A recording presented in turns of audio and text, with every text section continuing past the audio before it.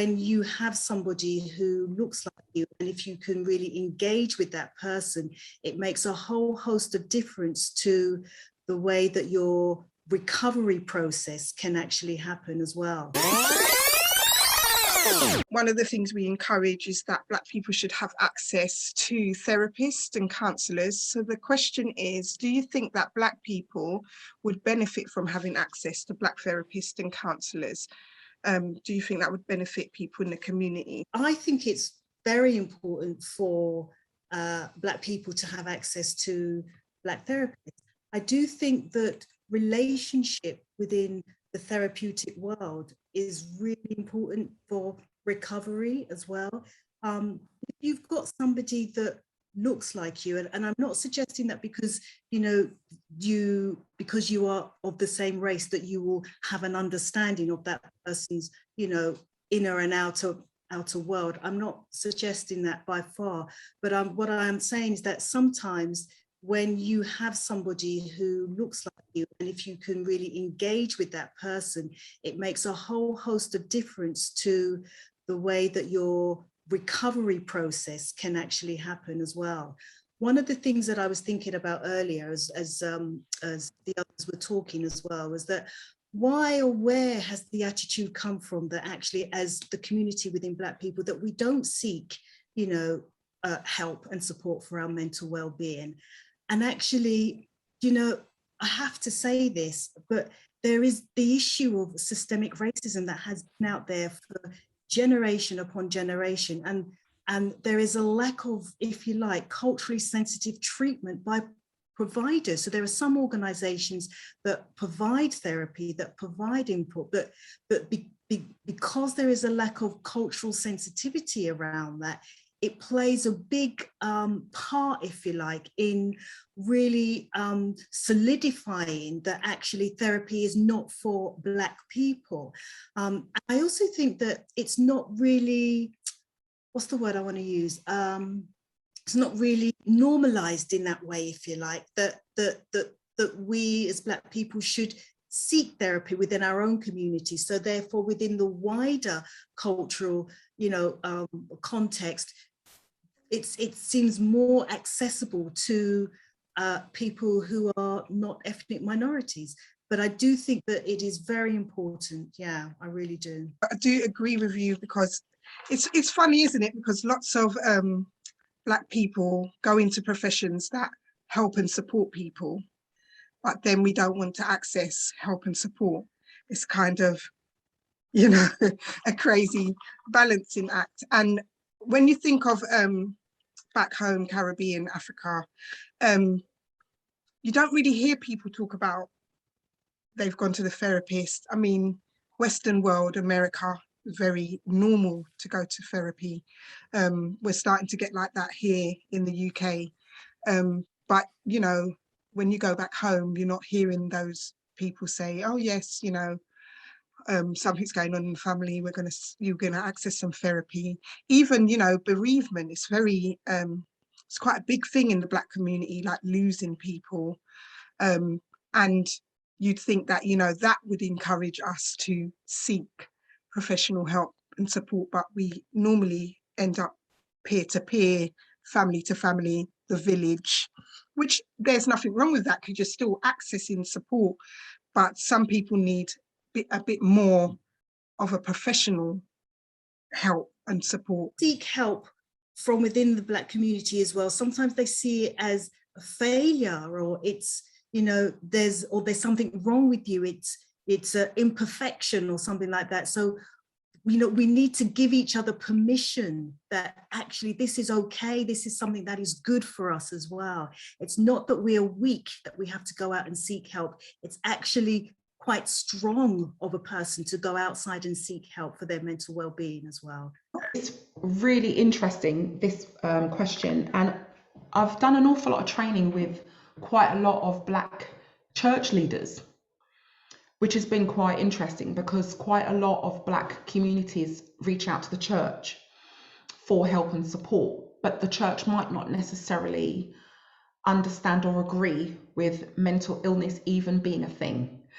And I've done quite a lot of work within some communities where we've had to broach the subject of mental illness and spirituality being two totally different things, but being able to live, or coexist within that, but having the knowledge to understand when an intervention is perhaps necessary versus when it is something that you could perhaps get support through normal community supportive needs.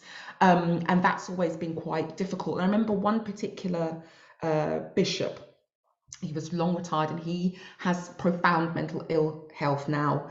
And he said because of years of people uploading their problems and difficulties to him, he never found a way to download that stuff. And unfortunately, as a result of that, like I said, he lives with some seriously profound mental ill health as a result of constantly hearing people's difficulties within the church, but not having anywhere to look after himself. So, there are so many different caveats, I suppose, in this field where that level of knowledge and education needs to be kind of spread so that we all know which bit we can kind of intervene in. So yeah, fascinating question. I think the other thing is, like, we're talking about it's Black History Month, we're also talking about Black businesses, and one of the things that really strongly advocate for is clinical supervision.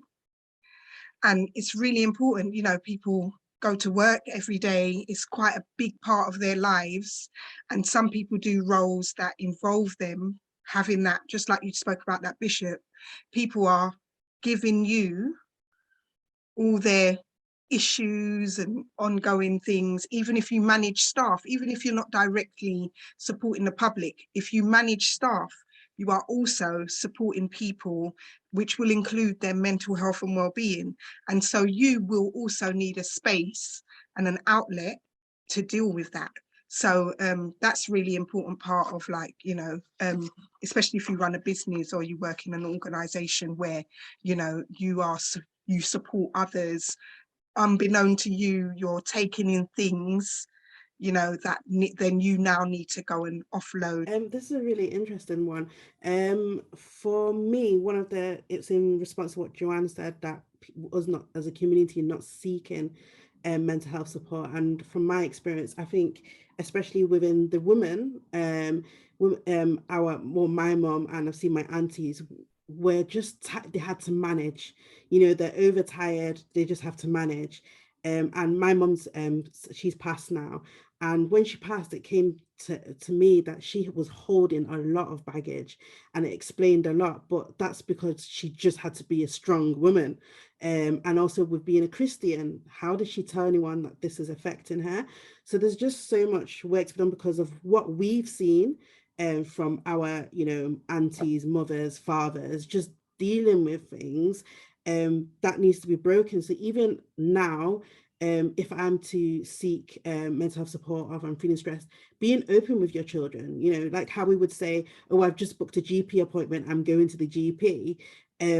I think it's okay for us to say, oh, I'm having a therapy session. And, full disclosure, because I'm wanting to be more vulnerable. And I think that's my part in playing for the community, is that when I founded my business, I recently had a breakdown, which I didn't know what it was. It was a lot. It was completely different to working, and it was just overburdening on me. And I did start therapy. And one of the things is I was hiding it from my kids when I was having my therapy session. I was like, that's not normal. So now I say, I'm having a therapy session.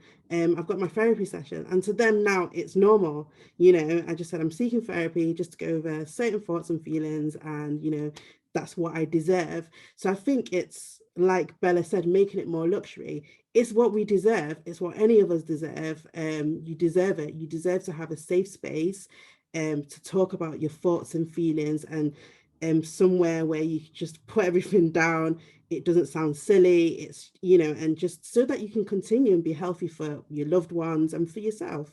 So it's what we deserve. Somewhere to take the pain away. If you had a something wrong with your leg or whatever, you'd want the pain to go away. And it's the same thing when it's in your mind, like Danielle said earlier, you know, something's wrong with my brain, something's not working properly here. Can I, you know, let me get some help to fix it. So I'm going to move on to the next question, which is, do you think members of the community would benefit from something like what Daniel was talking about earlier, which is mental health first aid, educating ourselves with what mental health you know, issues are and how we can overcome them? Educating people is so important, because what education does, it gives them, you know, power to then be in control of changing things for themselves. It gives them power for changing their own, you know, because sometimes when you have mental health, and I can't remember if Danielle or Monique said this, but you feel like you're out of control, and it feels like that it has control over you. So in terms of, so when you can educate yourself about your own physiological well-being, your own psychological well-being, and think about those things in the environment or within yourself that can trigger you. So learning about yourself, educating yourself, it gives you power. They say knowledge is power, and it really is quite powerful. So I think, yes, that the kind of education that Daniel is talking about, equipping people with information, with tools to be able to enable themselves to make change, is the most powerful thing, because they can come to us and we can give them information, but we can't actually change them.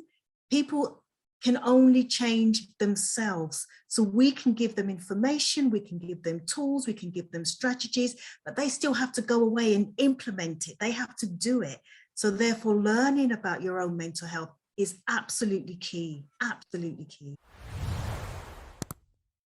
Do you agree Black mental health is an unequal world? Why is there stigma? Any of your thoughts on that question? If somebody is saying something not quite in tune with the conversation or something which you disagree with, the phrase, "Are you mad?" actually comes trotting out quite frequently. So already there's a setback there, because there's a common misapprehension, there's a common misconception that, for example, if you have a mental health or mental ill health, that you are quote unquote mad. And we know the complexities of mental ill health. Getting it back though to bipolar, and getting it back to stigma, and getting it back to, is there a lot more that we can do? Yes, but as a whole, not just one part doing its thing and us doing another. So my name is Antonia Keja Moses, and I'm the founder of Big Outreach. And we are a charity that supports parents, new and young mothers many who may have experienced post-traumatic symptoms, anxiety, or mental health as a result of losing a child. And so we're not a therapeutic service. What we provide is opportunity for people to come together and join a community and talk about their experiences. So definitely this is one area that I can definitely say there is a stigma. So for me, as a person who also have experienced pregnancy loss more than once, in 2018, when my daughter was born stillbirth, there was a tendency to not talk about it, because that's what I grew up with, growing up as a young person and seeing someone that was very close to me going through an episode of having a mental health breakdown, and the approach was, is a spiritual matter.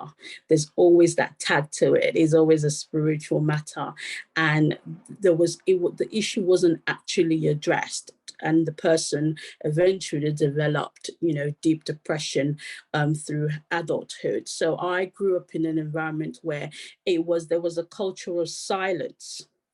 And I was looking into this, and I was trying to think, why was this there a culture of silence? Why is there a need for us to be quiet and silenced about the things that we are experiencing? If we can actually get support and have access to different resources. And I was looking at the history of, you know, slavery and things that had happened in the past, in terms of, you know, people being raped, and people going through some traumatic experiences, and they were not allowed to speak about it. They were just told to be silent about it. And also the approach that, you know, Black people don't have mental health breakdown because we're so strong and we can handle it. And all that plays into the narrative that, you know, we don't experience these things. These things are not the norm in our society, which is totally not correct. Because where I come from in Nigeria, till today, I can tell you organizations that have gone into those communities trying to help people, bring more awareness to mental health issues. You still have families locking up children in a room who have mental health issues, and they lock them up in there all day, not having access to, you know, support that they need. And so there is an element of shame. There is an element of it is not normal. And so we don't need to allow people to see this, because when people see this, they think that, you know, it's as a result of something that we have done.